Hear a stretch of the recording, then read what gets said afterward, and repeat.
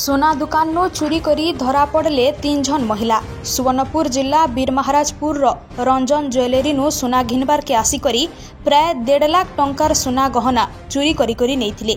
दुकान मालिक संदेह करी सीसीटीवी फुटेज चेक करुथबारनु चोरी करबाटा स्पष्ट जना पड़िथिला। इटा नहीं करी बीरमहाराजपुर थाना ने लिखित अभियोग करथिले। पुलिस गुटे मामला रुजु करी तदंत आरंभ करितिबार बेलके संपृक्त महिला माने डरहे फेर सुना गहना फेराबार के आसीथिले। ई समय के दुकान मालिक ताहाके अटक रखी पुलिस के खबर देथिले। तेबे पुलिस 3 महिला के अटक रखी पचरा उचरा करबार संगे चोरी होइतिबार सुना गहना उद्धार करिछे। सुना चोरी करितिबार महिला मानकु जेल हाजत के पठे दिया जाइछे। महिला माने बौद्ध जिल्ला रहितिबार सूचना मिलिछे।